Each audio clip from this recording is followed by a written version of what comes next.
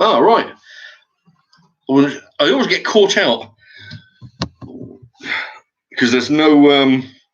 It says, "Oh, it says you're live now." There's no clock in the corner. That's what.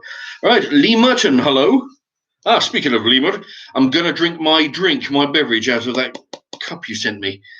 That's. I'm just gonna get my drink ready in a moment. Let's see. Oh, there you go. There's the timer. Right. See, that's the thing. I get caught out every time. I'm sitting here singing, right, okay, waiting on the thing, and then, I'll have been sitting here for 15 seconds, not realizing. Anyway, I've got a few things that I'm going to be discussing. One of them is I've got a letter today. Actually, how many people are watching? Yeah, there's a few people watching. Anybody want a quick shout out? The people that are watching before I get going, I've got a letter that I want to read out. It's from a very important person. There we go. Andy Smith is in the house. Moments ago, saying that about the heads up. Yeah, welcome to you. So we've got Lee Merton, Andy Smith. Anybody else want to shout out before I get going? Because actually, what I'll do. Let's see. Oh, tonight's libation. I'm going to be drinking. What's this? Oh, blimey. Yeah, I get a message from my cookery videos.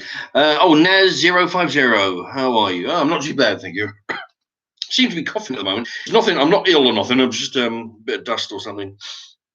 Anyway, hello to Naz. Right, I'm going to be drinking the vodka as per usual.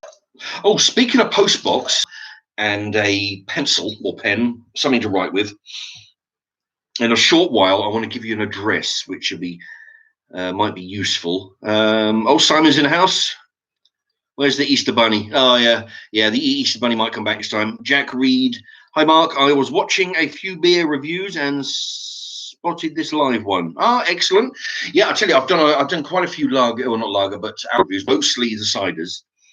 In fact, I don't really go for. I prefer the cider. I like the pear cider. Oh, but I don't really drink a whole lot of it. Given the choice, I'll drink vodka. But if I'm out, say Carvery, for example, and they have pear cider, Christ, it was hot. Thing is, I lost my baseball cap ages ago, and the only other hat I got is a woolen hat for when it's cold. So I had to make do with the sun. Okay, while I was in the shop, I went out and got some bar limeade. I'm pretty certain I've done a review on this. If anybody wants to see that, for whatever reason, it'll be under Mark's Remarks Drinks. There you go, and that covers under all the the drinks. Reed loves the cider in the hotter days. Yeah, well, they say it's not good to drink alcohol in hot summer days, but people do. Because that's the thing. It's like I used to tell people, you don't sweat lager. You sweat water. So water is what you need in the hot weather. Okay. Until this.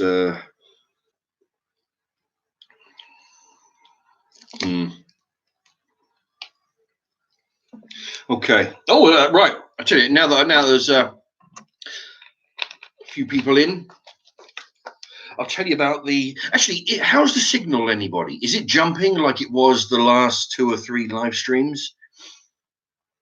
Because I'm thinking, if it does, then, what the hell's going on, because the other live streaming to be able to watch, of other people's, they seem to be okay. Thank you very much.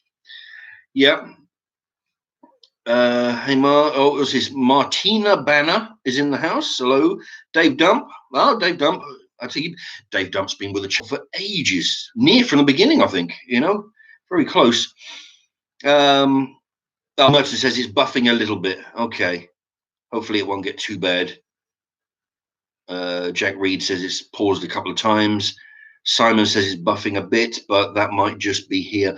Yeah, no, I've had that problem with my I really don't know what's going on with it. It's a pain in the ass, but it's the last 2 or 3 live streams. Anyway, I'm going to tell you about this letter I got. It's actually from 10 Downing Street. over in London, if anybody didn't know. Yeah, the Prime Minister's house. It's from the Prime Minister, it says. All right, I'll read this letter out, and you know, I don't know if anybody else has had a similar one, but I'll. What's his? Oh, Lee Merton's got that letter. Ah, okay. Dear.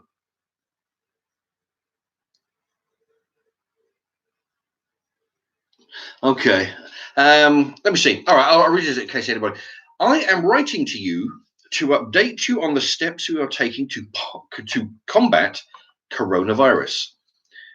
In just a few short weeks, everyday life in this country has changed dramatically. We all feel the profound impact of coronavirus, and not just us on ourselves, but on our loved ones and our communities. You have to excuse me, I haven't actually read this. I've read the, a couple of paragraphs, a couple of lines, but all right, so I haven't read this. I'm reading it for the first time mostly. I understand completely the difficulties this disruption has caused our lives, businesses and jobs, but the action we have taken is absolutely necessary for one very simple reason. If too many people become seriously unwell at one time, the NHS will be unable to cope. Yep, I think we've seen that pretty much every. Yeah, anyway. This will cost lives. We must slow the spread of the disease and reduce the number of people needing hospital treatment in order to save as many lives as possible. This is very true. That is why we are giving one simple instruction. You must. It's not in capitals, but it's when you go over the type it 6 times on the same word, it's real thick letters. You must stay at home. You should not meet friends or relatives who do not live in your home. You may only leave your home for very limited purposes, such as buying food and medicine, exercising once a day, and seeking medical attention. You can travel to and from work, but should work from home if you can.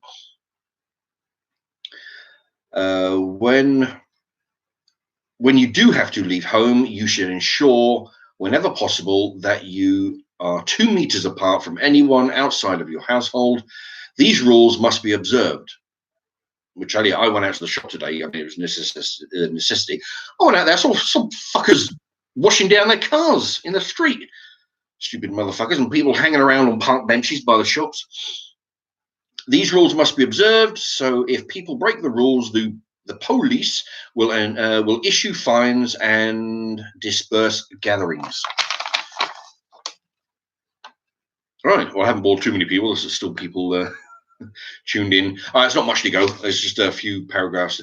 I know many of you will be deeply worried about the financial impact on you and your family. The government will do whatever it takes to help you make ends meet and put food on the table. The enclosed leaflet sets out more detail about support and available support detail about the support available and rules you must follow. You can also find the latest advice on gov.uk/coronavirus. From the start, we have sought to put in the right measures at the right time. We will not hesitate to go further if that is what the scientific and medical advice tells us we must do. I shall hold this up so you can. All right, it's important for me to level with you. We know things will get worse before they get better, but we are making the right precautions. And the more we know, life can return to normal. I want to thank everyone who is working flat out to beat the virus, in particular the staff of our fantastic NHS and care sector across England, Scotland, Wales, and Northern Ireland. It has been truly inspirational to see our doctors, nurses, and other carers rise magnificently to the needs of the hour. Thousands of retired doctors and nurses are returning to the NHS, and hundreds of thousands of citizens are volunteering to help the more vulnerable. It is with a national emergency That is why, at this moment of national emergency, I urge you please to stay at home, protect the NHS, and save lives. Autographed by the Prime Minister. Yeah, that was pretty. That's the thing. That's the first time I've read this. That was. I like the last part. You know, I mean, it's all good, of course, but you know, it talks about the people across the country. You know, retired doctors and nurses and healthcare workers, all you know, jumping in. Yeah, that's interesting. Well, you know, anyway. So if you haven't had one of those, that's what that is. I got that yesterday, I think it was. Andrew Smith says, well-worded letter. It was, yeah. I tell you, almost got choked up at the end there. About hundreds and thousands of retired doctors and nurses returning to the NHS, and hundreds of thousands of citizens volunteering. It's interesting, you know. Yeah. Oh, hello. Getting messages flashing up on my. Martina Banner. Yeah, he's reading from a letter. I guess there are people who not realize. I try to hold the letter up to the screen. Martina Banner. The only thing worrying me is people are not taking this seriously enough. I saw rebels sat in the park earlier, not even 2 meters apart. I know. I went to the shop. I had to go. Thing is, I'm fucking sitting in. I haven't been out of the house in 5 fucking days, right? So I had to go to the shop and get some stuff. I'm doing what I can, you know, keeping the virus under wraps, you know, by not fucking around and going out. But I mean, 5 days, you know, so I had to go to the shop. Oh, when I was down there was people hanging around the pond, people on the park benches, you know, next to the pond. It was crazy. It was just people. But yeah, if anybody wasn't aware, like Marina Banner says, I was reading a letter. Yeah, and I mean, I'm joking, of course, when it says it's signed by the Prime Minister. That's his signature, but you know, I'm sure he didn't write signaturize all several millions of them. But yeah, well, which actually brings me to my second point here. Boy, Jesus, the vodka's a bit strong today.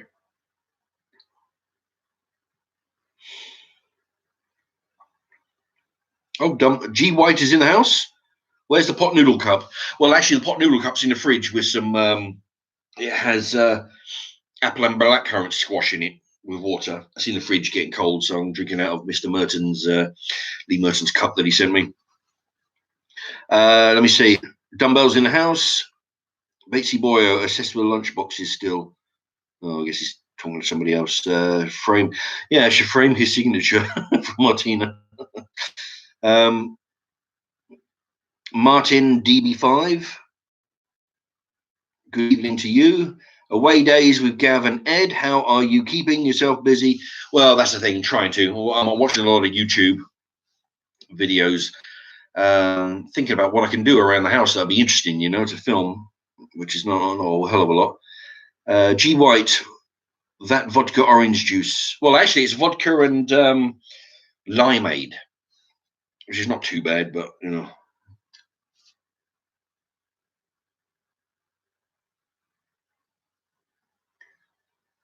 George Schubert. No, that's the anti-Rona. All right. Ryan Evans is in the house, boss of the house. Oh, Boris in the house.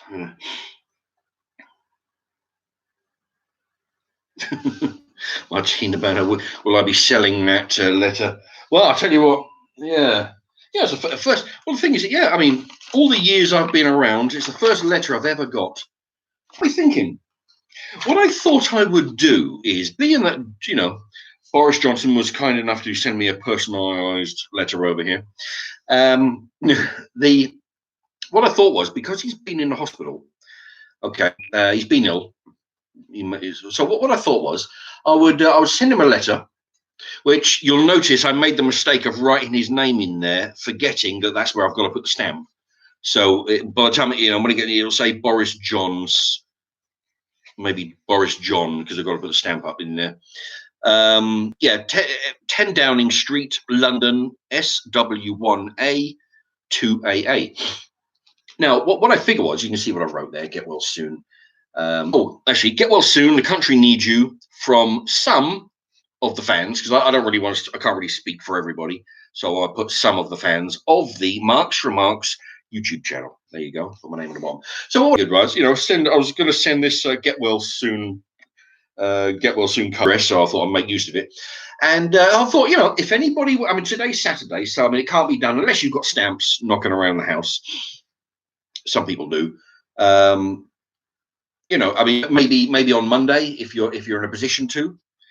If you happen to be in the shop anyway, just pick yourself up a stamp. If why not send, and write, if you write Mark's Remarks asked me to send you a get well soon. So, that'd be interesting, so it'd be, it'd be interesting to see just how many, because of course the other thing is, remember one of my, if you type in Mark's Remarks money saving tips, I've done about 13 of them. One of them is how to make your own postcard. And remember the other day when I made a few gammon dinners. I made some gammon. What was it? I made a gammon stir fry, gammon sandwiches, all kinds of stuff. This is the box, or part of the box that the gammon came in. So, of course, if you want to send Boris or Mr. Johnson, Prime Minister Johnson, if you want to send him a get well soon card, just for shits and giggles, you don't have to be a fan of his or anything, but just the fact that you're sending him a get well soon card on the back of a piece of packaging from a food item. Could be a packet of biscuits, could be a packet of meat pies, could be a box of cereal, dog biscuits, anything, just cut a square out, put a stamp on it, put a little message, Mark's Remarks asked me to send you this or whatever, it'd be interesting to, because just to, because if people are watching this on the reruns, it might run into several hundred viewings of this. So, I mean, if a lot of people do it, imagine the amount, of things like this being pushed through the letterbox.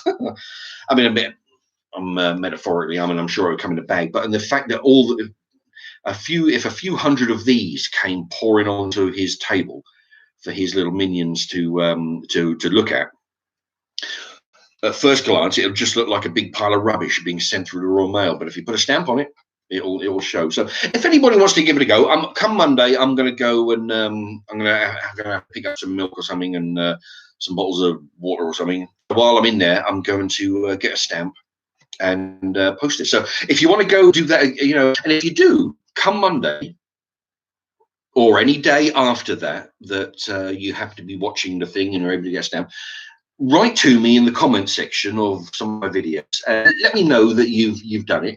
And we'll see what kind of response. I just want to I'm trying to imagine the faces of the people in 10 Downing Street when all this stuff comes piling through the door. So if you want to give it a go, I'm gonna do that Monday. And if you want to join in, just for the hell of it, just to imagine seeing what the person's face will look like when they have to deal with all of this. Because the postman has to. The thing is that anybody who's familiar with the saving tips will know that, and also my PO box when I had a PO box, I used to get postcards all the time with the back of these packaging boxes. So it does work, I promise you. Put a stamp on it, they will deliver it. Lee Merton, that's a nice postcard, he says. Thank you very much. Carl Evans, happy Easter. Happy Easter. It's in April, isn't it? It's this month, March, April. Andy Smith, I agree with the message in that postcard. Thank you very much. Yeah, even if you're not a fan of his letters that are, that are going to look like this, piling on his on the table, because effective. Also, I put on it, the get well soon. The country needs you. Whether you're because being laid up in hospital, it's he's doing what he can from his, not his deathbed, but his hospital bed. But also he'll have the deputy prime minister, whose name I've got a fucking clue, and all his other little buddies who he'll be delegating jobs to. So he's doing what he can from a, I mean, it can't be easy at the best of times, surely, trying to fix this shitstorm, and then doing it from a hospital bed.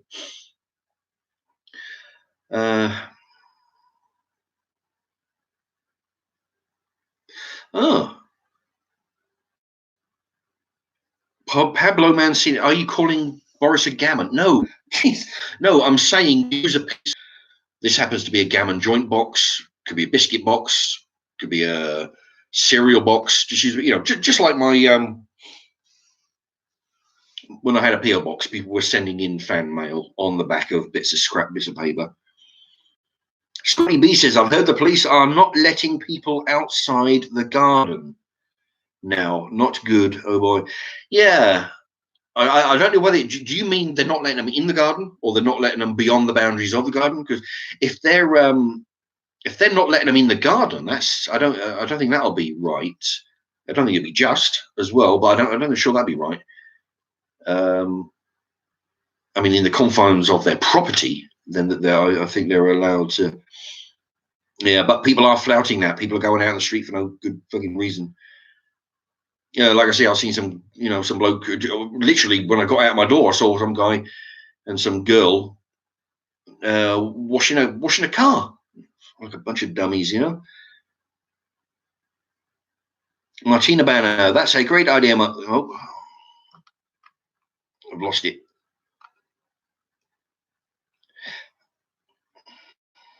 This thing seems to jump all the bastard time. Right, Martina Banner, that's a great idea, Mark. IMA. I don't know what IMA is. That short for something? Write a message, or what? I don't know. IMA. Write a message on a white tin can of beans.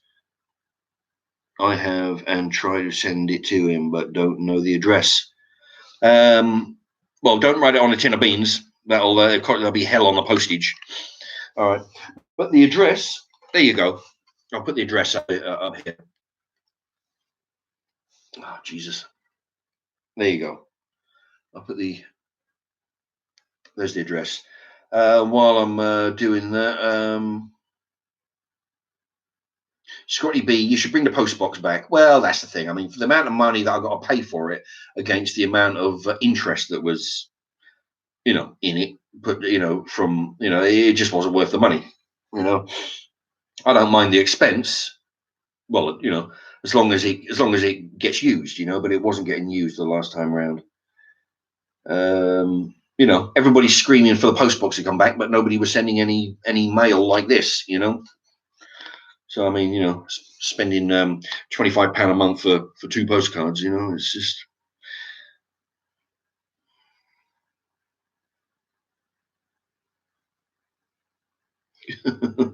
Robert Marshall says his neighbour had a massive house party, 10 plus cars parked outside, so he had to call the police. Yeah, bloody good job and all. Scotty B's got pizza for dinner. It's 10 down. Yeah, Mancini. It's 10 Downing Street. I mean, everybody will know that part, but what you may not know, what will help it get there quicker, is 10 Downing Street, London, and then the postcode SW1A2AA. There you go. So, I mean, you'll get there without the postcode, but I mean, you make it easy on the postman. You'll get there a bit quicker.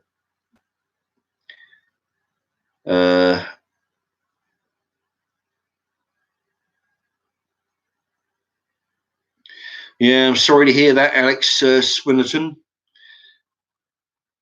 Yeah, Rent a Ghost wants the post box back. Well, if there was enough interest in the last one, then maybe,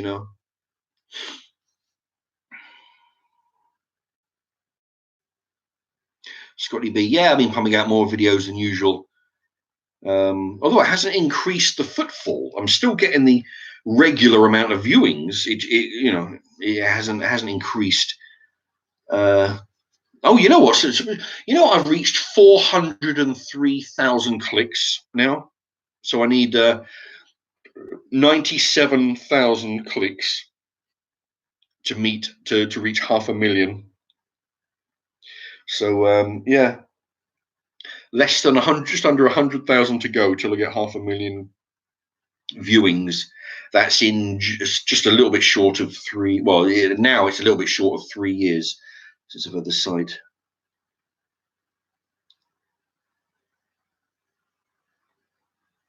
So lemon lemon truth.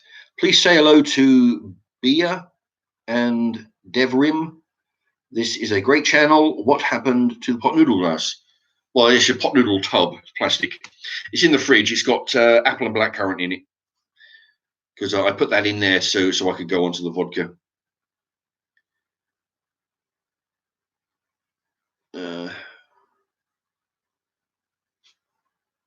Oh, Rent-A-Ghost. Yeah, he's still got stuff to send and stamps. Yeah, well, the thing is, eventually I'll get another one. So if you Rent-A-Ghost or anybody else has stamps for the dog charity, I'm still collecting those. So as and when I get the I'm not. It's probably not going to be anytime soon. But if you just keep on collecting them, and then eventually, once I get the PO box back, you can send them in. I'll put the stamps in the thing for the dog charity. Everybody who sends in stuff will get a shout out, just like before. And of course, and if I had a PO box, anybody with postcards, with on the back of packaging, that would they all get shout outs. Ed, away days with Gav and Ed. We will support you to get to 1 million mark. Oh, thank you all. Thank you. I've got a little over 1,600 subs, which is funny because, 1,600 subs doesn't equate to 1,600 viewings on every video. Normally, it's a few hundred. But that'll be the next goal. Scotty B, what's for dinner? Oh, I had a burger earlier when I was at the shops. So I sort of, got a burger while I was there. Robert Marshall, the UK media acted like it was doomsday. In Italy, they had almost 1,000 deaths a day, but we had that, but we reached that figure in the UK, and they play it down. Yeah.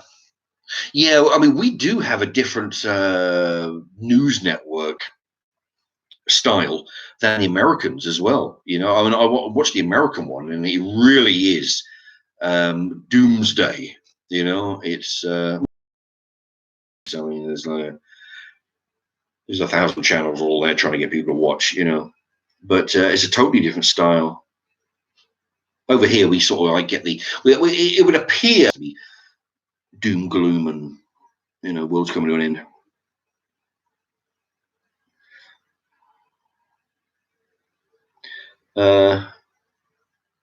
Martina Banner, I got bear stamps. I don't need, Mark, if you need them.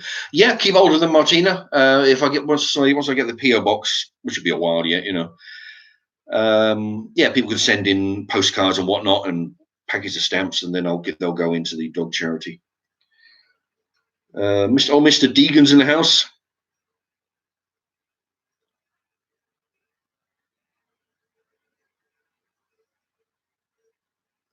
There's a lot of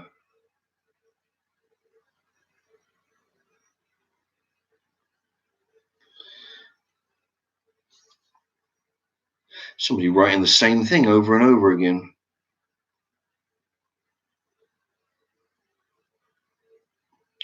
Martina Banner, could you show us around your gaff, or is your camera stationary? Well, yeah, the camera on the laptop is stationary. I can't move that around the place because it's connected to the wall. As for the camcorder, yeah, I won't give a tour of my house, but I'll film in other rooms and stuff.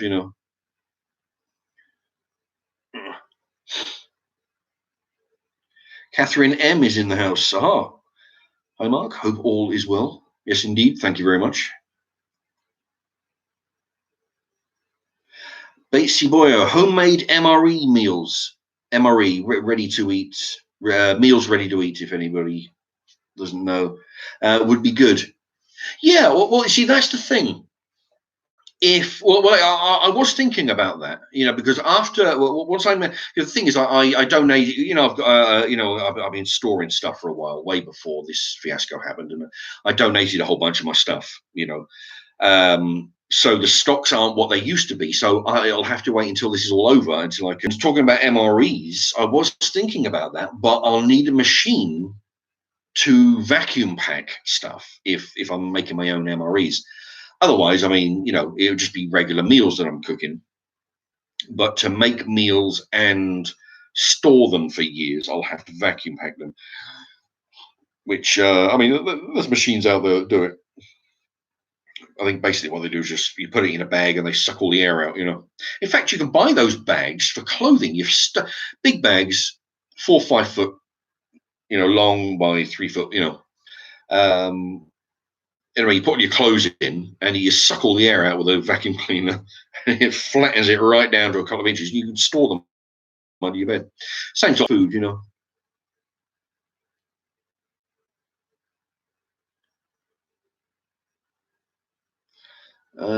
Scotty B loves my clown outfit. Oh, thank you. Catherine M, and I had a burger while I was in there.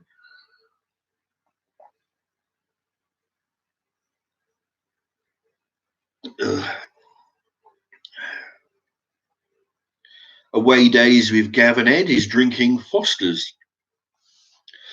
Even when I was drinking lager years ago, I never got into Foster's. Never really got the taste of that. Foster's and Special Brew. Never could get the handle on those flavors, It was every other brand is fine, pretty much.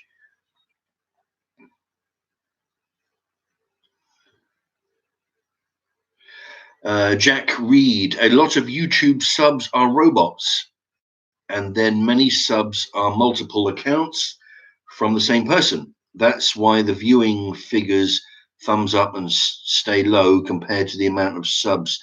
Yeah, I've noticed. Yeah, the thing is, I've noticed that sometimes I'll get a new sub, and what they'll do on every video, they'll write pretty much, they'll write the same thing.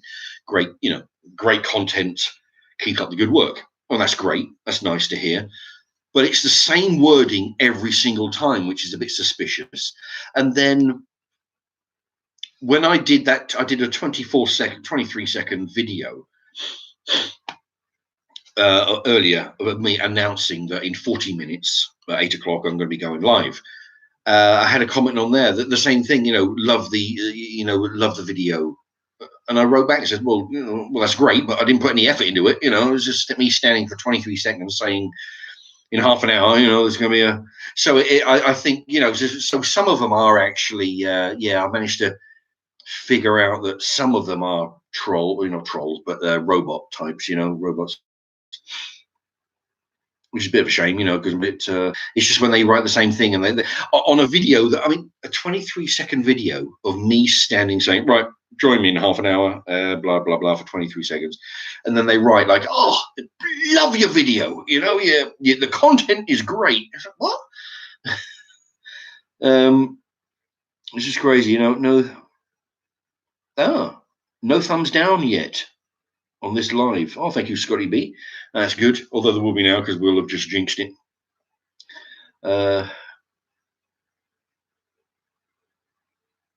Lemon Truth. You eat it with lamb chops.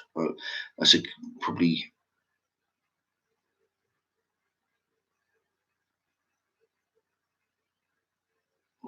somebody else's.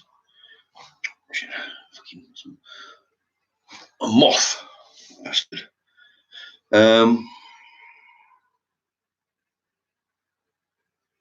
You've got scammers on your timeline, Mark.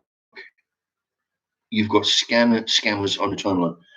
I'm not sure what you mean by timeline, but yeah, I've had trolls, robots, everything on in the past. You get to know the real ones. Oh, Rent-A-Ghost won't troll us. Very good, thank you. Andy Smith, is that gammon on you? Is that gammon one you reviewed, Mark, or did you eat it on the quiet? No. Oh, you mean this? No, I've made three. This gammon, the 700-gram gammon joint, I made 3 dinners with it. I did a gammon joint with, I sliced some up with some potatoes. Oh, and Branston pickle. Put some Branston pickle in there. The next day, I used some in a sandwich, a bunch of sandwiches with some cheese and pickle, right? And then the third day, with the last little bit, which I haven't loaded yet, I used the last bit of gammon, pork sausage, and 2 Chinese flavored pork burgers, basically lumps of pork steaks. That's it. Anyway, but I cooked them up, chopped them up, put them in the wok, put them in there with some stir fry, Uncle Ben stir fry, and rice. Okay, so that's what I did with this particular joint of gammon. I made 3 dinners out of it, and then I've turned it into a postcard to send get well soon to Boris Johnson, if anybody wants the address right there. Short video to announce the live ones. Indeed. Yeah. Well, the thing is, I don't know how to, because I've tried it. You go onto the little captions, and you try and give, you say like, which I'll probably do from now on. Just do that. Give everybody like a, what makes. Oh, the connection's unstable again. It says there. Yeah, I don't know why that is. I tell you, I'll have to phone up the network and ask them what the crash is going on. Pablo Mancini, what's my thoughts on 5G? I don't know what 5G is. Is that a new thing with the telephones? The amount of gigabytes in it or something? I don't know what that is. I'm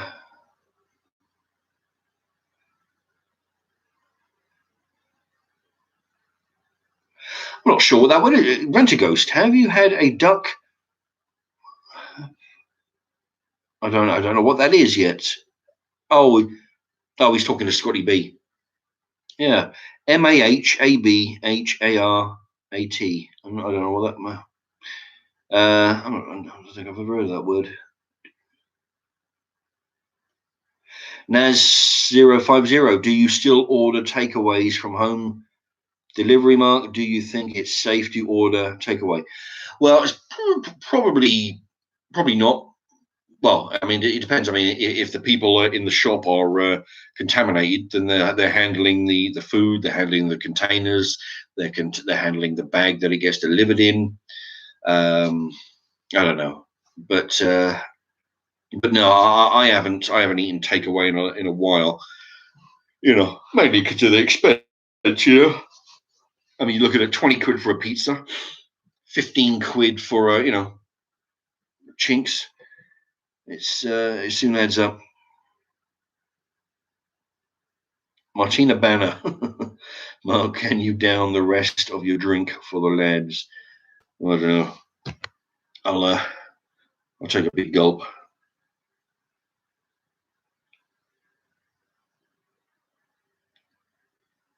Oh, Scotty B, yeah, the live keeps stopping. Yeah, in that case, I might give it a little bit longer. Actually, what I was thinking was, I was going to grab a dozen or videos off the shelf and show them and tell you a little bit about each one. If anybody if anybody's interested in, what I'll do, because I have very few shit films up there. I have what you'd call, quality films, not, but I mean, because it's not all of them, not all of them are actually top-notch quality, but there are some gems in there. If anybody's interested, I'll grab a dozen and tell you a little bit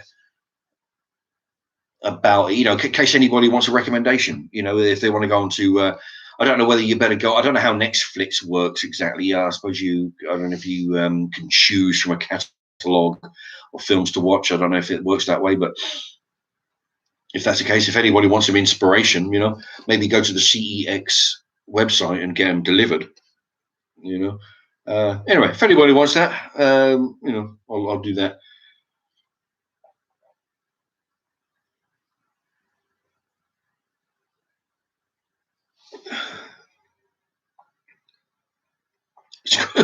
Scotty B had a pizza takeaway. Oh, you missed the A out in pizza takeaway, and last night, and he was. He says mine was fine. Yes. Well, that's the thing. You can't really taste coronavirus, as far as I can understand. Pablo wouldn't risk a takeaway. Yeah, I mean, there's so many variables, you see, because I don't know how long the virus lasts on certain surfaces. All right, but imagine you've got the warehouse. Well, you've got the place where the meat and the vegetables was grown, packaged, taken to a warehouse, chopped up, put in storage, put into packages, sent to the cash and carry, then picked up. What I've done this with my brother, and I've done this with certain work colleagues that I've worked with, right? You go to them and you say, you know what? Say, look, I have, I don't know, I would estimate a couple of hundred DVDs, right? There are some films that I absolutely do not want to get rid of. Okay, they're absolute quality, right? There's some other ones, that particular film. So I've actually approached people like my brothers, like certain colleagues at work, and I've said, look, I've got a DVD collection. There's, like I say, I can go over there tonight, tomorrow night, or whatever. I can go into my collection. I can whip out 30 DVDs, which I will never watch again. Not that they're shit. It's just that I've watched them once, and that's all I need to watch them, right? So how about I pull out 30 DVDs of films that I do not want anymore, right? I will give them to you in exchange for 30 films that you absolutely do not want to watch before, or watch again.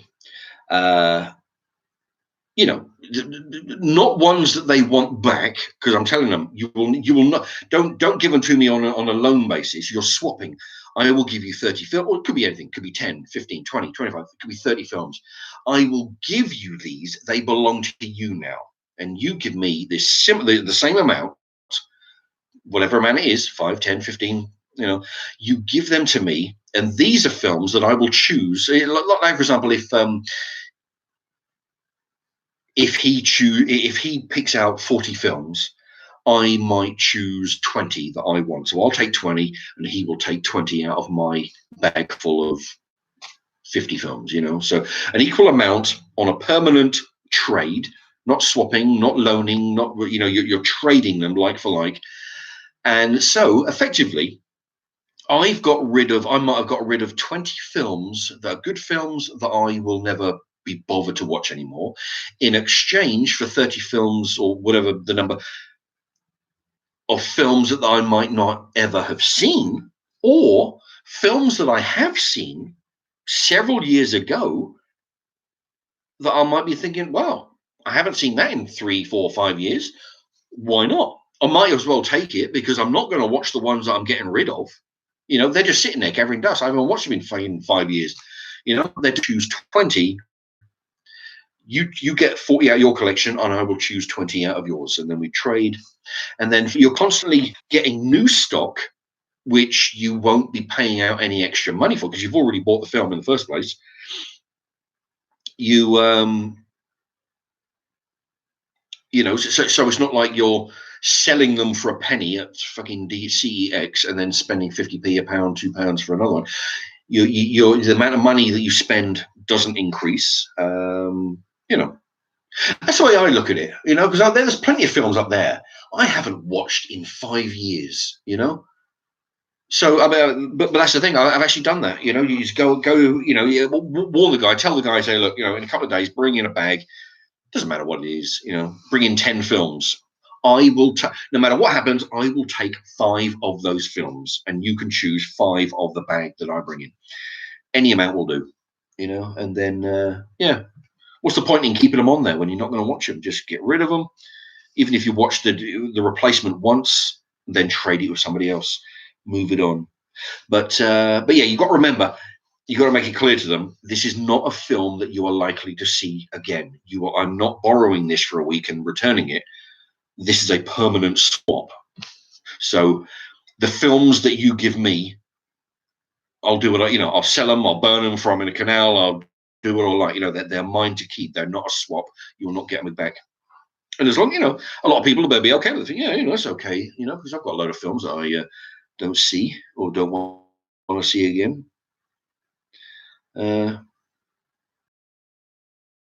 In a banner. That's a good idea, Mark. I might do that with my friend, but just run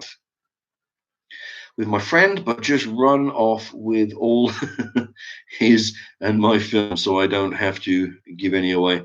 Yeah, well, the thing is, you got to remember, if you do this, all you got to do, all it takes is 2 people that you do this with.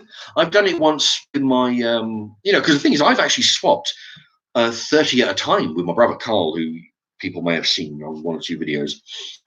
I've swapped 30 films with him. A year later, 2 years later, I've done another swap with him and got some of the films that I originally swapped it with him in the first place. And I think to myself, oh, well, okay.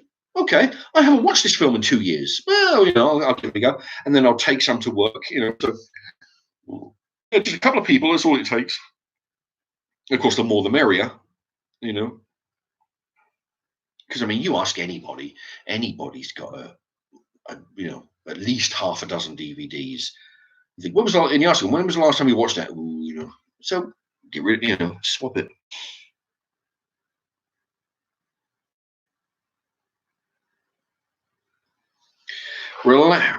Relaxon says, takeaway food is no higher risk than food made in factories from supermarkets. Interesting. Yeah, I suppose it all depends on how long the virus lasts on the foods, I guess. Although, having said that, when foods are made in supermarkets, for the packed microwave dinners and stuff, there's a degree of, gloves and hats and whatnot.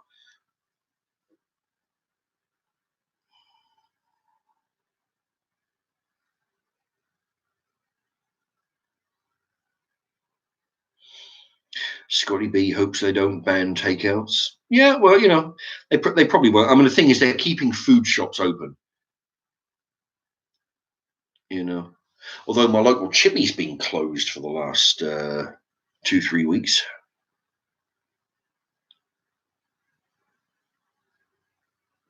Scotty B, Mark, would you like us to live in a police state if the police get their way? Well, no. I'll tell you what, though. No, a police state will be really bad. I think most people will agree.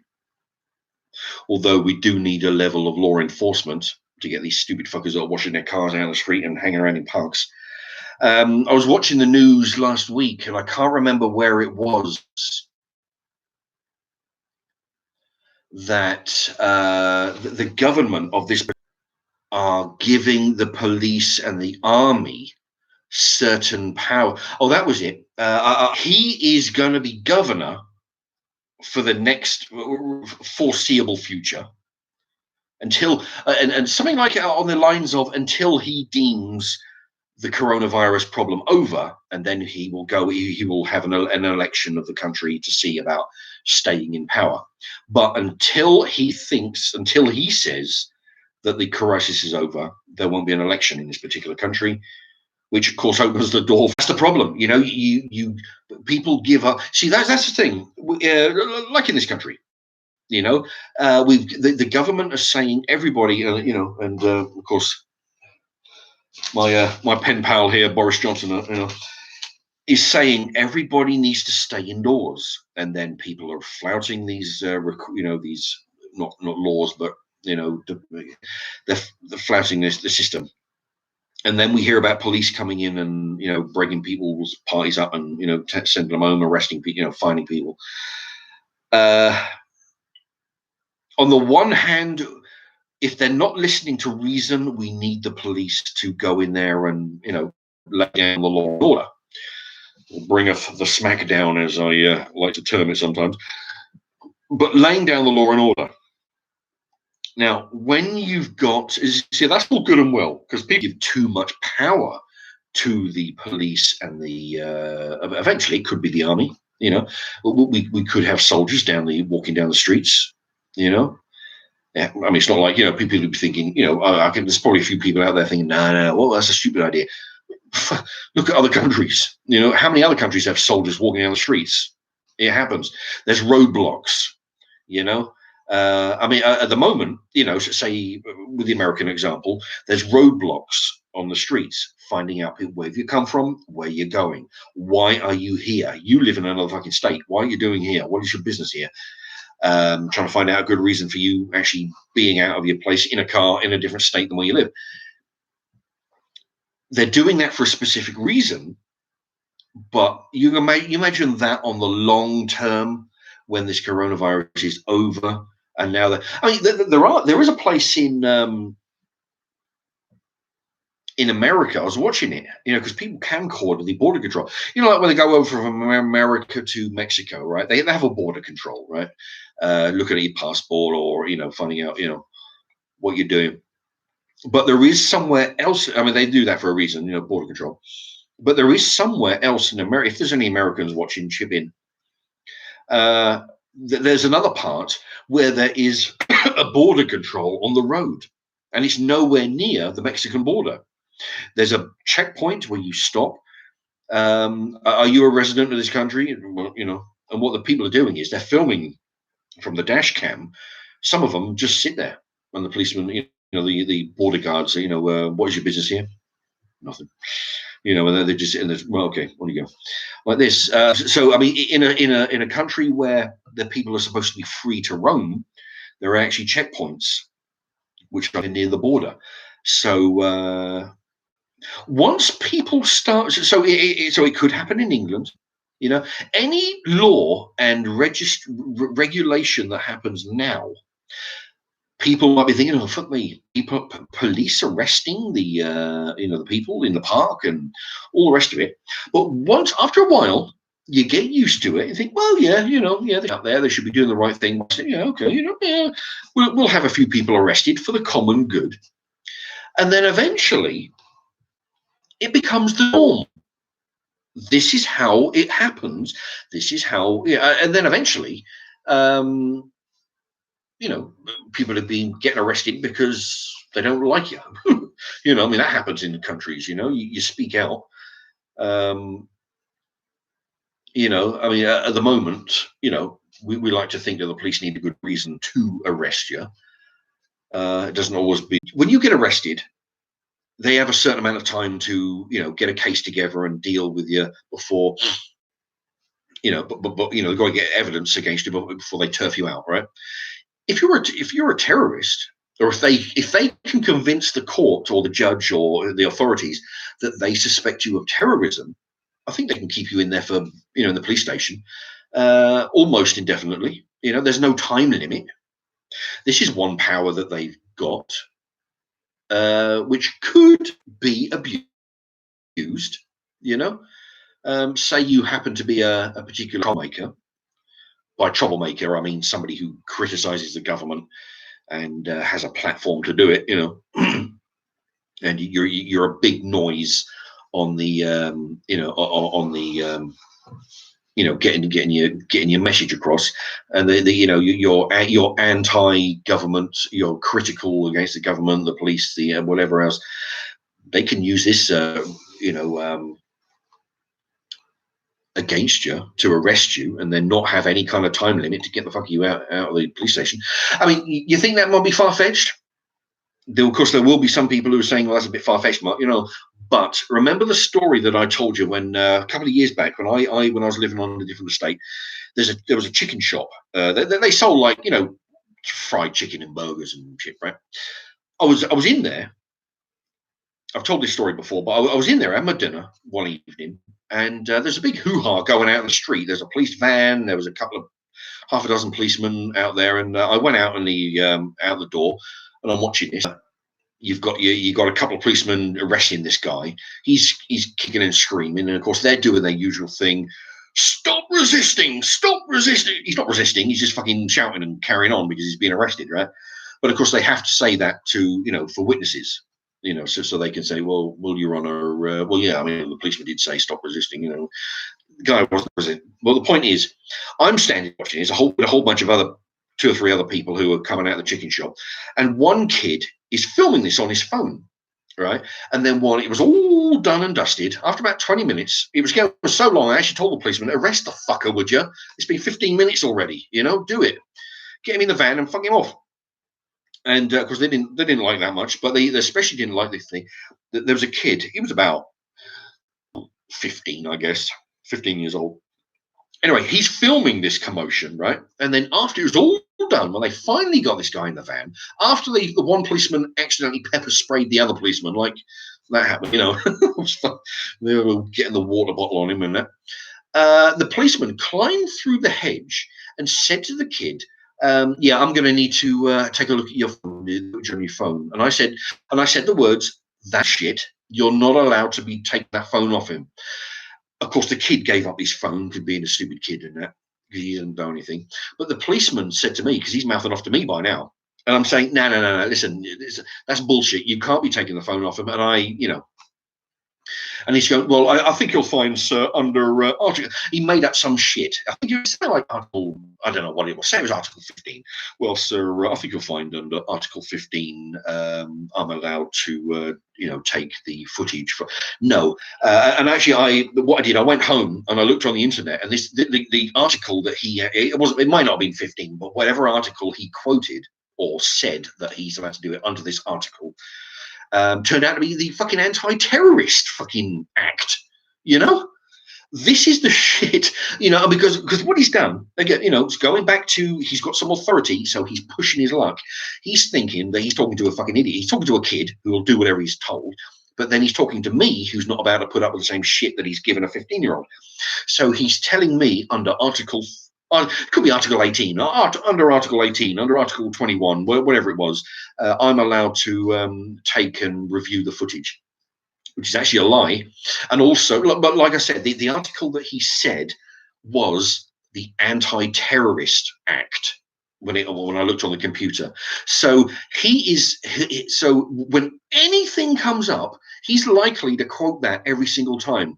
Well, actually, sir, yeah, I am allowed to search your car under Article 18 of the Police Officials Act, just to get him to look into your car, just to get you to turn out your pockets, just to get you to give over your phone, So, when you give them a certain amount of power and they're not checked, they will, like most people, I guess. But he was abusing his thing because I didn't have the ability to, check that there and then. I had to go home. But the thing is, I've said before, the mere fact that I actually said the words, that's bullshit, you're not allowed to take his phone. If I was wrong, do you think I wouldn't, if I was in the wrong, do you think I wouldn't have got a collar felt? Because otherwise, him, me, and his boss would be having a chat in the office, you see. So he knew he was in the wrong, so he didn't push it. If he could have, I'm sure he would have arrested me for, mouthing off and being obstruction of a police officer. He could have quite easily dreamt that bullshit up, make it fly, for a little while until we went to court, of course. But yeah, obstructing a police officer, the mere fact that you're standing there watching him doing his job, which you are allowed to do, as long as you're not getting in the way, But yeah, if you're not standing far enough distance that he likes, it could be, you could be a far enough distance, but the mere fact that he wants you to move back and you don't want to because, why should you? your obstruction. Try proving in court. But my point is that if you give them certain powers unchecked and you do not take them away or keep control of them, they will keep using these powers for whatever benefit suits them at that particular time. In this particular time, it happened to be me mouthing off outside the chicken shop, trying to protect this kid from getting his, his phone taken away from him. Because what it was, they were standing on this fucking guy. They were kneeling on him. Go, yeah, stop resisting. Anybody listening? Okay, stop resisting. Everybody heard me. He was getting it on film. That's why they wanted to fucking watch what he was filming. And then trying to pass it off as a terrorism act. Fuck off. So that's the problem. If they're given authority now to arrest people because they're not complying with certain demands or requests or legislation or whatever you want to call it from the government or the police, if they can arrest you, if they can just start slapping £50 fines because you happen to be outside your house at after dark, and they don't check these things. I mean, what about in a year's time when all this is blown over? If they still have those powers, then you could be in the park. You could be having a can of lager in a park, and particularly like being fucked with by the police that day, and because you mind your own business in a public space, £50 fine, and then it's up to you to go and plead this out in court. Just like this young policeman, and he was about 25 or so. He was given a certain amount of authority and a certain amount of power. Admittedly, he may, under the Terrorism Act, he could do a certain amount of things. But applying that to this, it was just an abuse of power, which he thought he could get away with because he was dealing with a member of the public. I mean, the average Joe on the street doesn't know it. If some policeman says, "Well, actually, sir, after Article 18 of the the Policeman's Act, I'm allowed to," okay, yeah, fair enough. It's because half the people, nobody's going to check up on this thing. The other half of the people are going to believe what he says because he's the policeman. Fucking naive. But if you don't stand up, you'll get taken advantage of. Scotty B says once the virus is over, the police will have even more powers. Well, yeah, because if they're given powers now to detain or arrest, think, well, they're working for it now. Why don't we keep the policemen with these powers? Because we may need them to act later on. In another civil unrest, and at least we have them on the books. These powers. Why? It doesn't make sense to give them powers and then take them away. You've given them powers. Yeah, let them keep them. We don't need them at a specific moment, but it'd be handy for the next time this happens. Next time there's a tsunami or a fucking some terrorists blow up the fucking power station. These powers will come in handy then. So we just let them have them.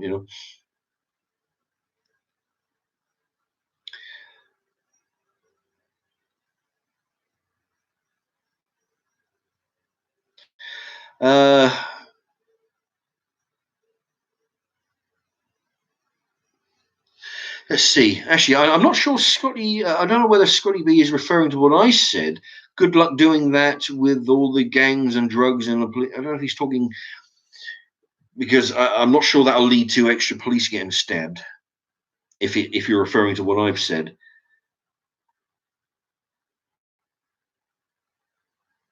But of course, if there is an increase of police stabbings and whatnot, then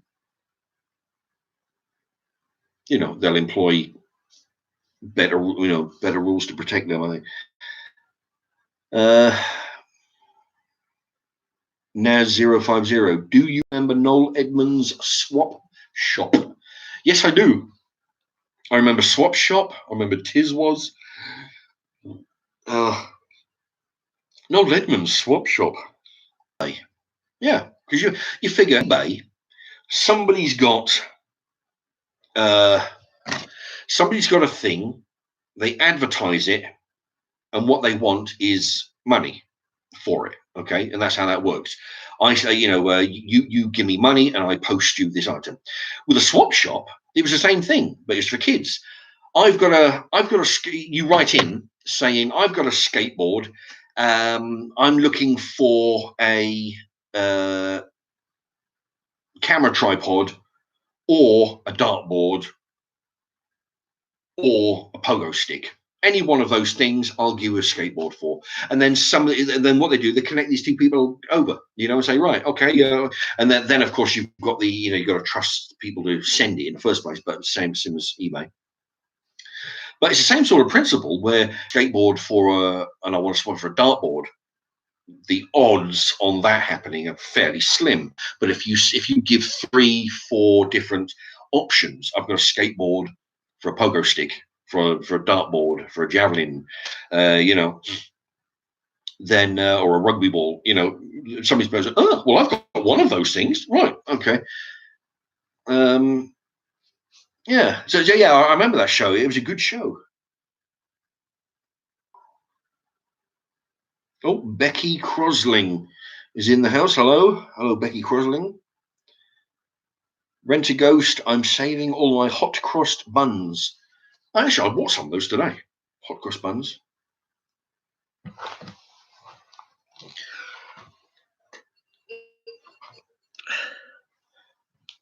Hold on, let me.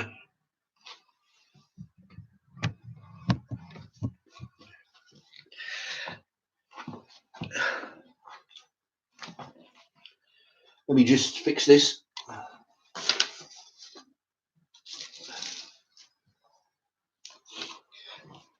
Oh, sorry about that. I'm just doing something over here.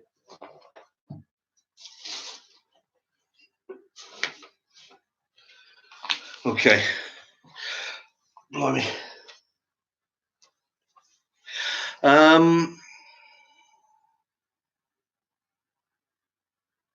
Not right. Swap shop. Yeah. Scotty B. Why not just give the police guns? What's your opinion on that? Well, I have been under the opinion for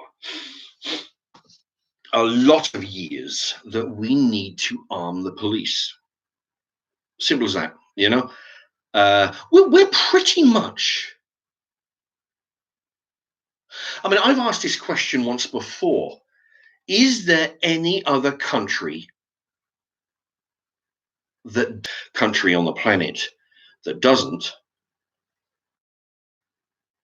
But for the life of me, I can't think of any other country. If anybody knows one, I mean, we need to arm the police. It's fucking ridiculous in this day and age that we don't arm the police. I mean, we've got if an armed, what they call we used to call in the bill, an armed blag goes down. I mean, apparently, in most cities they have vans that permanently drive around or just hang out somewhere, and then when an armed robbery comes along, then they screech into action. But I think it's ridiculous that we do. We've got unarmed police. I mean, I've watched documentaries about these illegal immigrants when they catch them. They're loving it. They're laughing at the camera, saying that the reason why they don't, there's a reason why they choose England to fucking sneak into is because we don't have armed police. I mean, admittedly, we're not talking about, they're not guaranteed to get shot by going into a country with armed police. That isn't a guarantee they're going to get killed. But the reason why they do is because they got no fear. I mean, what's the worst that's going to happen to them? They get their collar felt, they get dragged into a police car. That's the worst that's going to happen. There's no matter what they do, no matter how hard they fight to say, for example, they want to fight the policeman to stop themselves from being arrested. What the fuck's the policeman going to do? He's got a fucking baton and a pepper spray, which is probably comparable to what the immigrants got as well. He's bound to have a knife on him, some kind of weapon, surely. So you can imagine somebody who doesn't want to be arrested going up against a policeman who is unarmed. At least I'm talking about a sidearm.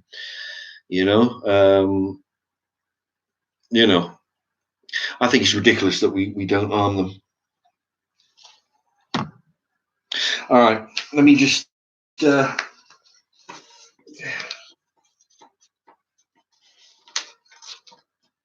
So this.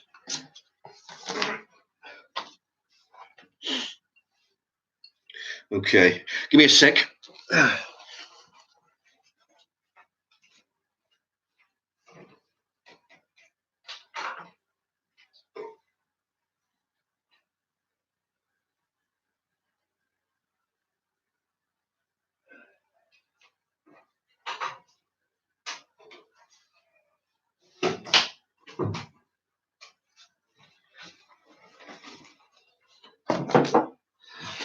Okay. There you go, an hour and 20.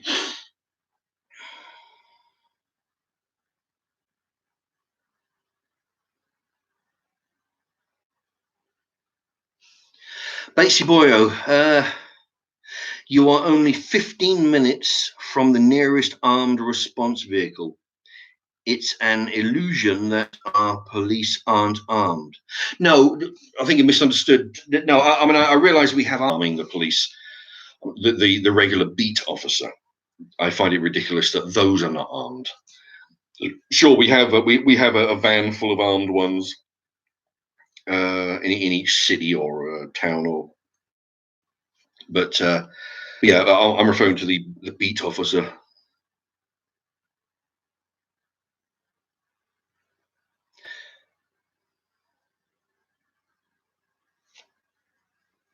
Scotty B, if you arm all the police, the citizens will want guns. Well, I mean, I think the citizens want guns anyway.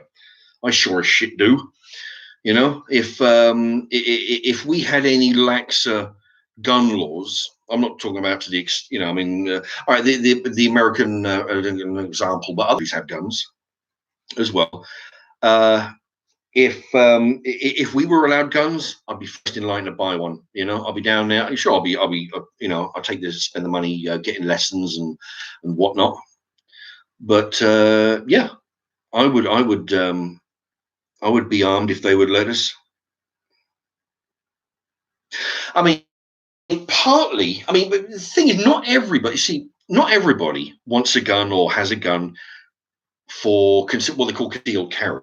You know, you need even the Americans, from what I understand, you need a special, not just a gun permit. That's to own a gun for your house. You need a special permit called a concealed carry permit in order to carry one under your jacket, in your belt, in your pocket. So carrying a gun aside, that part aside, I would definitely want a gun for recreational amusement. That meaning going down to a shooting range, being able to shoot firearms and guns and pistols and rifles and whatever else at a shooting range. But being a concealed carry permit holder, yeah, I mean that'd be great, but I mean that's a separate thing. You need to go through hoops and whatnot for that. But just being a recreational gun user, somebody who does it as a hobby, just like I mean, I used to go. I had an archery bow at one point. That can be considered a deadly weapon for some people, but I did that. It's the same as any other hobby. You just do it. Everybody needs a hobby, to fill in your spare time. Otherwise, you go mad, right? So, those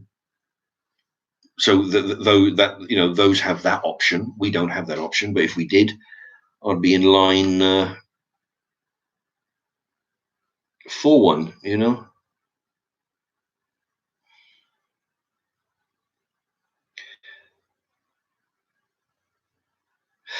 Simon, what was your ride in the 70s? I had a rally grifter, but you strike me as a rally. Actually, yeah, I was actually going to. As I was reading that, I was thinking, I used to have a chopper kind of guy. Yeah, a chopper. They're the ones that they had a long seat, not like the small seat that modern bikes have. They had a long seat. A bit like the robot in one of the Star Trek movies. The more recent ones. The guards, they have a sort of a long face. Anyway, that's what the seat looked like, and it had the handle. It had the gears on the center bar. The crossbar, as opposed to on the handle where they have them now, where your thumb. It had like a gear stick on the crossbar. I had one of those. I had a rally racer, which of course they still have those now.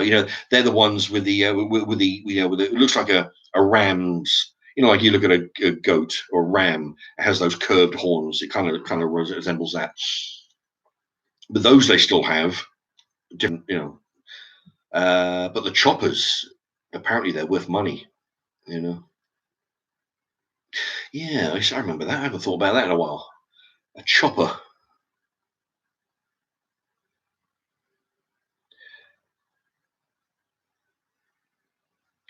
Yeah, Scotty B. I wouldn't mind a gun for home defense or if I got robbed. Indeed. You see, in this country, the fucking assholes we have running the country won't even allow us to carry pepper spray as a self-defense. That's the kind of that. See, this is what I'm saying about in the past about the government there to go out, work in factories we don't like, buy shit we don't want, pay taxes to assholes who piss it away on fucking useless crap instead of stuff that benefits us. Holes in the roads, more police officers, more ambulance, more fire, firefighters. They piss it away. They're not interested in you. If a guy breaks into your house, you're more likely to get fucking arrested when you throw him down a flight of stairs or out the window. You were the one who gets, and that's been done. People have beaten the shit out of burglars and got themselves arrested for it. It's unfucking believable. So if you're not, so when a guy breaks into your house with a crowbar, with a knife, with fuck knows what else, some duct tape and all that, you're on the fucking losing end straight away because you either get it from him or you get it from the law. So I mean, and they don't even if a guy breaks into your house, you have to use, well, I'm air quoting here, which I don't like to do, minimum force. Which you ask any of them what minimal. Well, the thing is, it's it kind of depends on these. Yeah, So yeah, I mean, a guy, you're not allowed to shoot them. You're not allowed to do anything with them. You're on the losing end if you even injure them. You're bound to be arrested and go to the courts and that. But yeah, I mean, it's like yeah, it's unbelievable. Which is kind of, I kind of envy the. I keep referring to the American system. I mean, they're not perfect by any stretch. None of us. No is, but at least they give their citizens. What they're doing is the American government, from what I can see, being a 50-year-old and I've seen what goes on in the world here, is that the government know, the police know, when a guy breaks into your house, we cannot be there.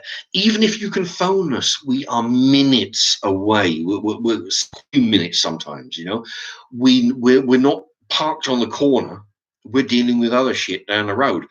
You're on your own until we get there. So no matter how thick the action gets, you are on your own. Right? You have to deal with it. It's you against how many robbers are breaking into your house. It's up to you to protect your family and your property until the authorities get there. And they know this, and they say to the citizens: if a guy breaks into your house, if you're protecting your family and your yourself, the lives of your family, you are in your rights to shoot dead an intruder. So like I said, they've I'm trying not to say anything too disparaging, but they give their citizens the option. You have the option. I mean, you're obliged to help yourself, basically, but we will allow you the option if you're in a position to help yourself, help protect your own fucking life. You go ahead and do it. Over here, it's the total opposite. If a guy breaks into your house, you're basically at the mercy of the fucking bastard who breaks into your house. It's depending on whatever he wants to do. It's been known for people to get arrested and sued, and that they spent fucking years through the court system trying to plead their case, saying no,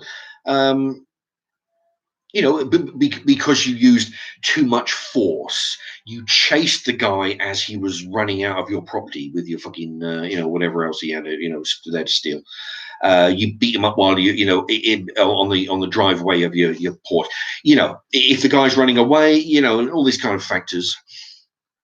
The government and the not so much the police. I mean, the police are doing what the government sort of tells them, but we are not given the go ahead or you do what you need to do kind of attitude. You know, it's your house. If some fucking shithead tries to break in and, you know, kidnap and murder you and, you know, kidnap your kids and whatnot, it's up to you to do it, up to protect them until the police show up. You know, we don't have that option. You know, you're basically at the mercy of the fucking scumbags. You know, and these are the people who we elect every year. These are the people who we give our tax money to fucking do what they like with. You know, give it away to foreigners and fuckers. Yeah, he's the one at Scotty B. He's the one I had in mind there for a moment there. Scotty B says, did you hear about the farmer up in Norfolk who killed the robbers with his shotgun for robbing his barn and livestock? Yeah, yeah. Actually, I wasn't sure it was his livestock, but it's the one I'm thinking of. Two guys broke in, two youths, you know, 18 to 20-year-olds. They broke in. What was it? We definitely he killed one of them. But the trouble was, I mean, the thing is that, you know, at least one of them, you know, had a string of convictions. You know, he'd been arrested multiple times for the usual shit, breaking into houses, breaking into cars, assaulting people, fucking doing all kinds of shit. You know, he was a career scumbag at fucking 18 years old. You know, he was already well known to the system. Him and his mate break into the house. Fuck knows what they would have done to this guy if he wasn't going to. If they'd have gone in, found this guy, you can imagine what would have happened to this old guy in order for him to give up where the money is. You know, imagine how much of a beating he would have got before he gave up the combinations of the fucking safe or the location of his wallet. But no, he stood up. He fucking shot one of them, killed, dropped dead. Arrested. He actually went to prison. Yeah, fucking Americans won't believe this. He actually went to prison, and it's only, I believe, it was because of the public outcry. After a couple of years, they let him out with probation or some shit. I don't know, but he's going to do fucking life. Poor cunt, you know. And then the country went mad, saying, no, this is not right. How fucking dare you side with the career scumbag over a man who wants to protect his own life and his property? You know, this is not fucking right. So, you know, I mean, there's very few reasons why I would march down the street in a picket line, in a, you know, I'm not saying they did this, but I'm saying that there'd be the very few reasons why I would join a group of several hundred or thousands of people marching with signs, screaming slogans or whatnot. But that is one reason why I would do it. If somebody in my area, perhaps, who killed a burglar and they got arrested and put in jail for it, yeah, I would join a picket line to fucking march for that. You know, because sometimes you've got to stand up. You know, the police don't get it right all the time, and the fucking government, they don't know what the fuck they're doing. So, yeah, you know, but it takes things like that. It takes the country to stand up, say, no, you are wrong, and all the millions of not taxpayers, voters, to stand up with one voice and saying, you're the prime minister, you fucking fix this bullshit, or you and your bloody party that you're leader of will never get into fucking power again. Not while 100,000, you know, couple of million people get together with one voice and say, sort it, or, you know, next time round, don't even bother fucking going up for election. You know, you're not getting in. You know. Jack Reed, the mistake was he left one of them alive. Well, that's the thing. Yeah, I mean, he managed to kill one of them. The other one run off. And but yeah, in America, you know, I mean, I watch those police shows, and they show not well, sometimes reenactments, but they go through this scene again over, and then they have the 911 call, and there's been people. There's people on the phone to the 911 saying, listen, you've got to send a policeman over here. There's a guy breaking into my neighbor's house, or there's a guy breaking into my house. He's coming through the fucking basement. I'm armed. I will shoot him when he comes through the door. And they're like, no. Listen, well, look, you do what you need. Because the 911 person is not going to say, oh, yeah, go ahead, shoot the guy. You're entitled to. They're saying, no, if you can, hold on for the policeman. They're on the way. Stay cool. Don't fucking, But yeah, you've got the people on the phone saying the 911, I will shoot him when he comes through the door, because they know they have the police and the government behind them saying, yeah, you did the right thing. You were protecting you, your family, your kids, your property, your dog. You did the right thing. You're allowed to, it's just a shame that we are telling you. And the times that it's happened, they let some mad fucker out of jail early because he's convinced them that he's sane. He comes out a fortnight later, he's murdered somebody else. It happens all the time, So, but yeah. So I get that's about half an hour explanation to that's why. I mean, the thing is, you've got certain people out there who will argue, oh yeah, well if you lax to get if the good people, if we're allowed guns, that means the criminals can get guns. Believe me, the fucking criminals have guns. I worked in a place where I want to word this so it's kind of in a way that I knew somebody who told me that he knows somebody who could get a firearm. Now, the thing is, you hear that shit from a lot of people. That they're friends with a craze. Everybody's a friend with a fucking craze back in the day, and the Richardsons. Everybody knows somebody, right? But the thing is, knowing this guy for as long as I had, it did not seem like the kind of thing that was bullshit when he said it. Because the question come up about guns, and we're at the Team Machine talking about group of us, and when this guy said, "Oh yeah, well the thing that going through a chain of 3 people, I can get you, I can get hold of a gun in less than a week, and just because like I say, because I knew this guy as a work colleague, it's the kind of thing that when you hear it from this guy, you pretty much know. He's not like one of these stupid kids who starts talking shit and you think, oh, fuck off. You talk, you believe it when this guy said so. And the thing is, there are guns in the fucking country, have guns. The guns are coming from across, over the ferry, well, not over the ferries, but, they're coming from other, over in Ireland. I'm sure, where the fuck are they getting the guns from? Yeah, so they're getting them from somewhere. So yeah, if you know people, you can get anything. Just because a gun is illegal doesn't mean you can't get it. Fucking cocaine's illegal. Marijuana's illegal. Heroin's illegal. You can get anything that you can. If there's if it's illegal, you can get all of it. Doesn't matter what it is. Everything from marijuana to cocaine to fucking shotguns.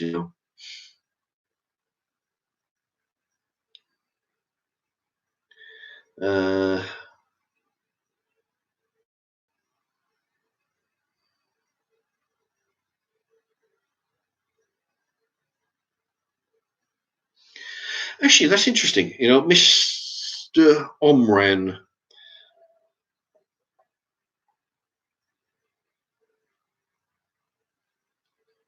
asks about Area 51. Do I think they're stashing aliens and alien technology? It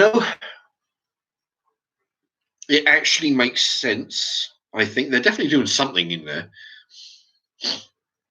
Because there's been loads of documentaries, loads of TV shows where they're in the middle of the desert, right? Miles from everywhere. If you go up there as a hiker, as a going there, if you lose your way and end up in your car anywhere near there, they have these guys with rifles in Range Rovers parked up half a mile away on a hill, watching you in binoculars, making sure. And if you go over a certain line, apparently they can shoot you, but they'll definitely warn you off about going any further. Because I mean, what it is, from what I understand, is you've got like Area 51, which has got a big barrier around it, but then you've got like a lot of miles before you get to the gate. The front gate of the compound. So you have, say, I don't know, say for example, 20 miles. Just to pull in a number out of my ass here. 20. You got 20-mile gap before you get to the Area 51 security gate. So if you're anywhere in that area, in that 20 miles, for want of a better number, you are being watched by people with binoculars and shotguns and, from jeeps on the hills. If there's nothing nefarious going on, why, I mean, they're doing something. They're building something that they don't want us to know about. They're hoarding something. So yeah, I mean, it makes sense that there would be alien technology going on. They're trying to keep a secret. T-as. Mark, did you ever consider joining the police when you left school? Maybe you could have made a difference. Well, yeah. Well, the thing is, when I was about 20, 21, I applied. I tried to join the specials. That's about as near as I got to joining the 5-0. But I mean, if I'd have got into the specials, then I would have considered. Well, possibly. I mean, a lot of people join the specials as a gateway to getting into the police, or what they call the police service. No, they're the police force, all right? And do their time there, find out if it's something that they want to do, and then go further. So I did apply. I went down. I can't remember where it was. Oxford. I want to say Oxford, but I can't remember. It's such a long time ago. When I was like 28. I was about 20, 21. Anyway, so I went to this headquarters. I was in a group of about another 12 people. We did some tests. We watched some videos and then recalled back what we saw. Write some statements, and it didn't work out for me. I wasn't accepted, but yeah, I did apply for the specials all those years ago. Or what they used to call the special. Are they still called the special? I think they might be called special constables still. When you see a police officer, when you see one without the baton and all the good stuff, the thing is, I mean, anything kicks off, fucking, you go in there, you might as well run in there with your dick in your hand for all the good it'll do. They don't give you a baton, they don't give you a fucking pepper spray, nothing. You get a radio, and maybe a tape recorder for your thing. Yeah, so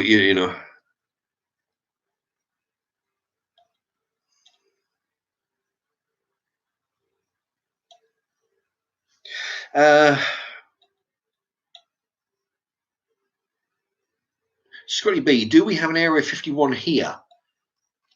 I'd imagine you're talking about the equivalent to Area 51.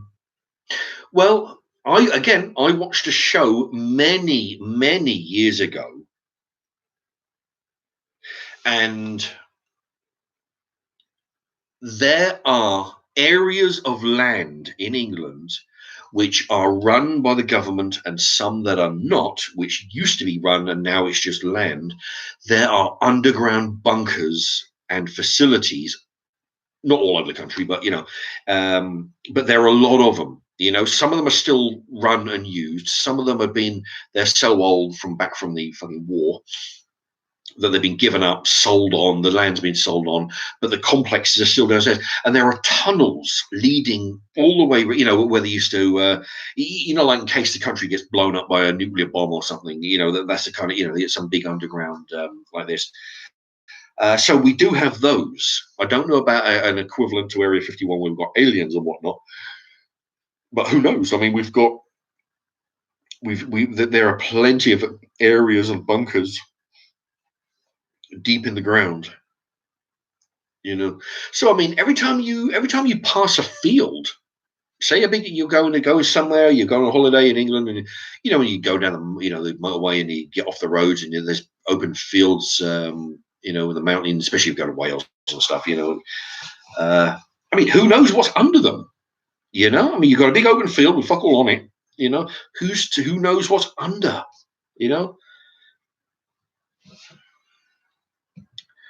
But yeah, there are plenty of tunnels. Scotty B's Mark, you could have been the boss of the police. Indeed. Well, I tell you, no.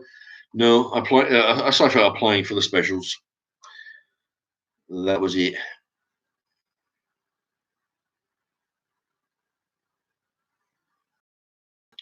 Yeah, not a troll has a point. I mean, yeah, I mean, you do have your bad apples.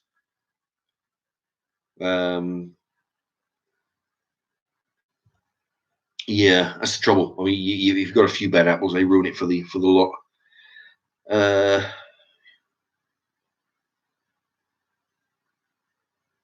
Okay, Mr. Omran. Yes, we do. Based in Cornwall. Are you talking about the police headquarters, or are you talking about the tunnels? Anyway.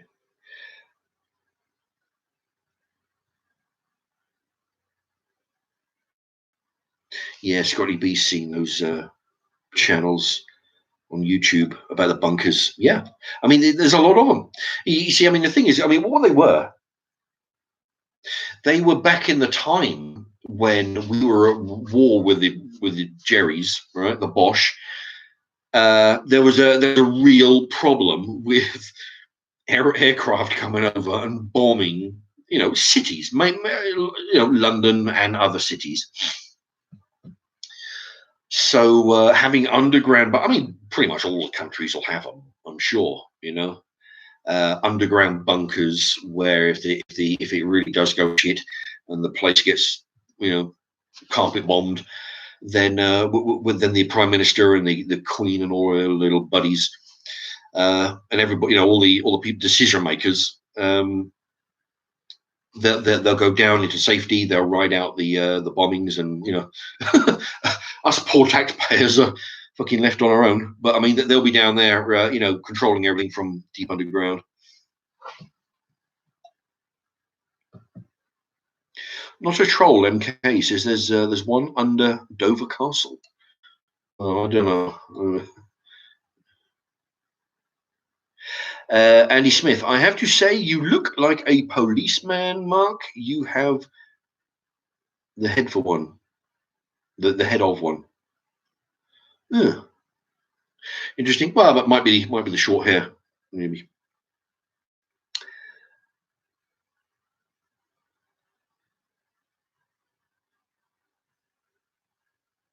Scotty B, your live keeps stopping and putting me 10 seconds behind. Yeah, I've seen it freeze a couple of times. I tell you, it's a bloody drag. Never used to have this problem. I used to be able to get through hours and hours of live stream without any problems.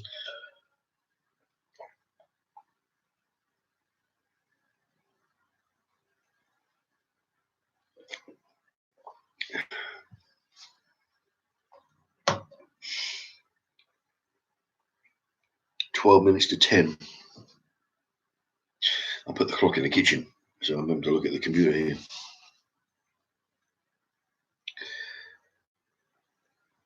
Yeah, Jack Reed, there must be bunkers under Downing Street or Westminster. I'd be surprised if there wasn't. Yeah, that would actually make sense, I would imagine. Yeah, of course, we're likely never to know. I mean, they'll only see. I would imagine if there's a bunker down in under Downing Street, aside from the people who built it, I would imagine there'll be 12 people who know of its existence.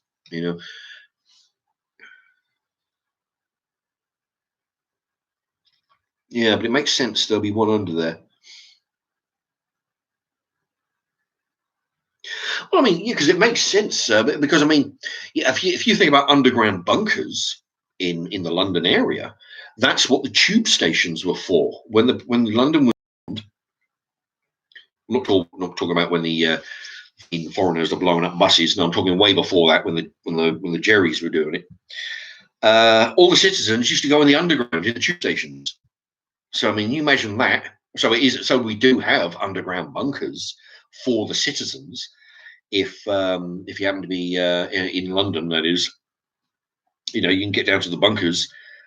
But for the Prime Minister, yeah, I would imagine there'll be one of his trap door under his bed leading down to a bunker.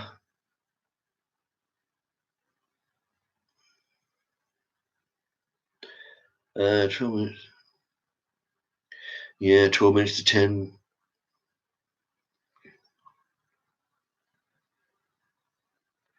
Not a troll MK says there are war tunnels in London. It's where Winston Churchill went in the war. Yeah, I mean that's the thing. I would imagine all the because that's where the capital is and where all the decision makers are. And actually, I wonder. You got like these big celebs with huge houses. I wonder if they got any underground bunkers. Like a fallout shelter in the basement. We go in there so the house can get blown up, but they'll be safe in there. I wonder if I had David Beckham's money, that kind of thing, I'd build a Nigel Farage. Where's he gone? He's jumped. Nigel Farage, loving the show whilst on lockdown, Mark. Oh, thank you all. Thank you very much. Don't forget to, if anybody hasn't, don't forget to hit the subscribe. You'll be, and hit the bell icon with the all option. You'll be alerted to live streams and, cookery videos or whatnot. Yeah. So anyway, welcome, Nigel.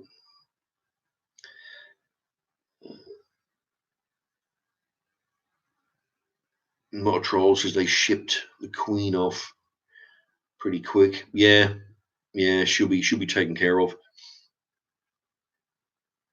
Andy Smith, hello. Nigel's had a message retracted, or he's retracted.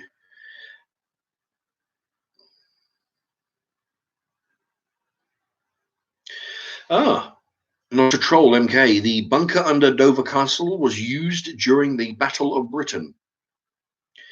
Interesting.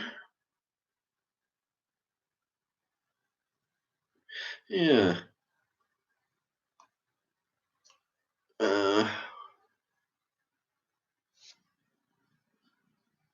Jack Reed. Most luxury houses nowadays have a panic room, which is like a bunker, I suppose.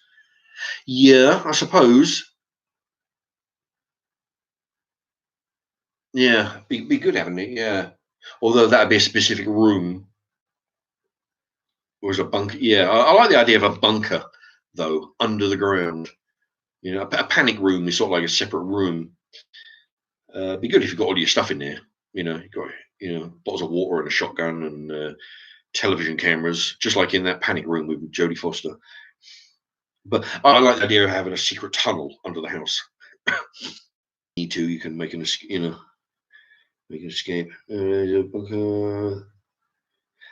Troll. Oh yeah, and oh yeah. Not a troll says thumbs up as well. Yeah. Anybody want to hit the thumbs up? Because the thing is, my live stream. I'll tell you, I've been getting I don't understand it. Because I'll put a video on, whether it's live stream or cookery. Within minutes, I'll start getting loads of thumbs down. For a while, it looks like 50-50. Subscribe and watch the fucking videos if they're going to thumbs down. But quite a lot of times, I'll talk about controversial stuff on my live and get a lot of thumbs down. So what I would ask was, if anybody likes what I say, agrees with what I say, the way I say it, all the rest of it, you can show the snowflakes who put the thumbs down that you're not having it by putting a thumbs up. Outweigh the thumbs down with a thumbs up. Make sure you have more thumbs up, and it shows that if the snowflakes win, then we're all fucked. You know, if they, because what they do, they thumbs down everything they don't agree with, and if that outweighs the thumbs up, it looks like they got the upper hand. You know, so if everybody who doesn't want to stand for that hits the thumbs up, show them that we outnumber them. It went from 20 to 21.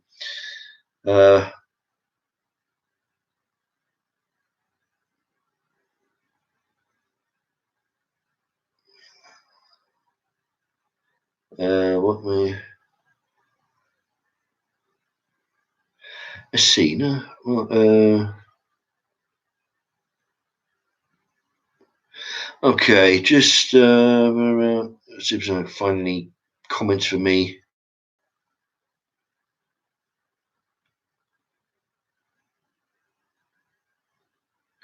Right, I'll tell you. What I'd like to do, if anybody, what does quickly, because I'm going to go in 6 minutes. I want to keep this about. I keep this about 2 hours, which is 5.5 minutes away. I'm getting tired. I don't want to lay down. But yeah, if what I would do, remind everybody, if you want to send Boris Johnson a postcard on the back of a piece of scrap paper, cardboard, cereal box, biscuit box, apple pie box, you know, like this, then you can do that. Just write the address, Boris Johnson, 10 Downing Street, London, SW1A 2AA. You know, Mark's Remarks asked me to send you a get well soon card, you know, that kind of thing. Yeah, but if you want to do that, purely, like I say, you know, even if you don't particularly like the guy or you didn't vote for him, the fact that, you know, if several hundred items of rubbish come through the letterbox like this, that'll be as funny as all hell, you know, because they're used to letters and postcards and whatnot. They're not used to bits of packaging like this. So if you want to do something for a laugh, it'll only cost you the price of a stamp. Just pull a bit of cardboard out of the bin, rip a cereal box apart, make a postcard out of it. It'll be put that there just for a few seconds, yeah.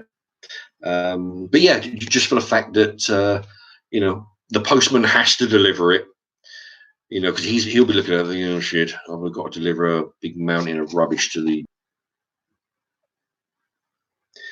what was it? Yeah, not a troll MK. It wasn't a secret bunker, but Bletchley Park was used in World War II, and it's in Milton Keynes. It is. It's in Bletchley, which is about, as the crow flies, 5 miles. You know, well, Bletchley. I'm not sure exactly where Bletchley. I might have been there actually when I was a kid. Bletchley Park. You can go there and watch, you know, that vintage aeroplanes in bunkers, and you had all the, you know, telecommunication stuff in, you know, in these rooms, in these sheds that you can go in and have a look. Anyway, everybody got that? There you go. If you want to, you know, if you send it on, you better send it on Monday when you get a stamp. If you do, let me know in the comments, you know, on you know, on the videos or even on the live stream here when it's reloaded. But yeah, Bletchley Park, you can actually visit it. You know, it's I don't know how much it costs. I was a kid last time I went there.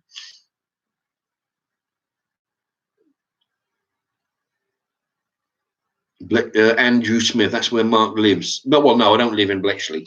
I live in Milton Keynes, but Bletchley's about 5 miles from here, from my place. Okay,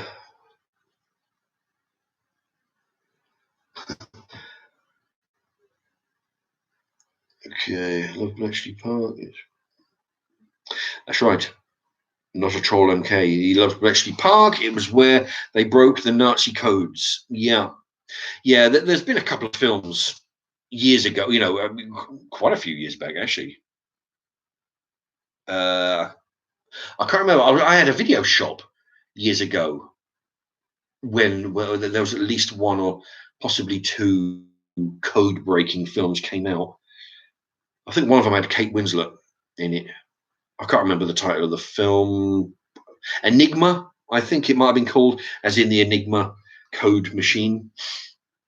Anyway, there's possibly one, maybe two films based on that. How true they are to real life is another thing, but that's Hollywood for you, you know. just because it's based on true events is another, basically means it was made up,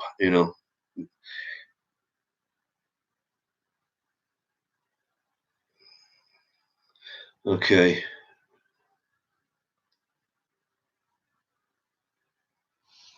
17.50 for a year's ticket. Surely you only a year's ticket, surely. Is it to get in Bletchley Park?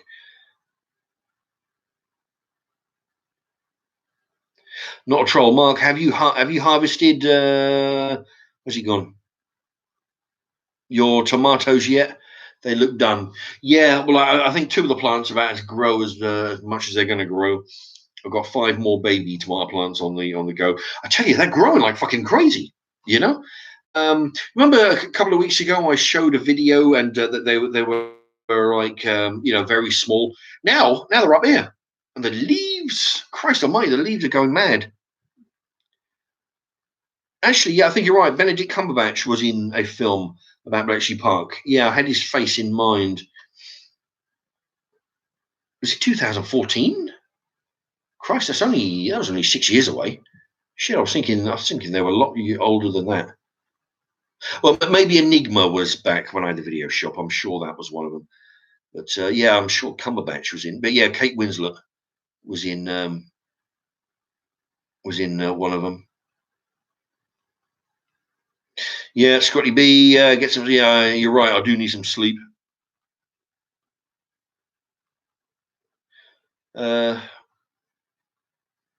Okay, right. It's 2 hours. Okay, last chance to hit the thumbs up if anybody wants to do that. Show the snowflakes that you outnumber them. Yeah, and if again, this will be a bit of fun if anybody wants to take part in the sending Boris Johnson to get well card on the back of a scrap. Well, the thing is, this will do a double thing. If you like the guy, send him a get well card. Okay. If you don't like the guy, send him a get well card on the back of a scrap bit of cardboard you pulled out of the bin. So it'll the motivation will be different, but the end result will be the same. Anyway. Not a Troll says the Kate Winslet film you're talking about came out in 2001. Yeah.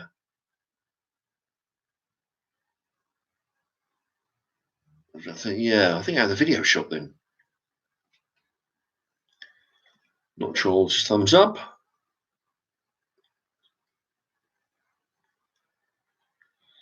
That last name.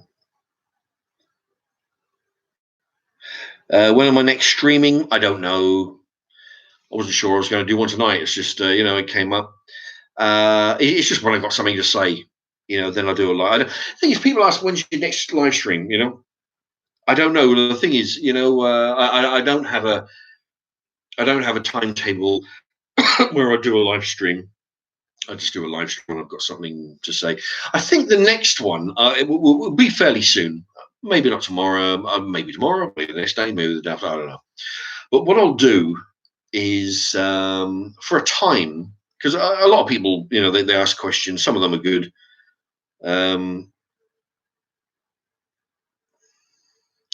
So what I think I might do is go through the DVD collection. I might pull out 20 or so DVDs, and I'll just hold them up and say, give you a minute explanation of why you should, or what I think of the film and why you should watch the film.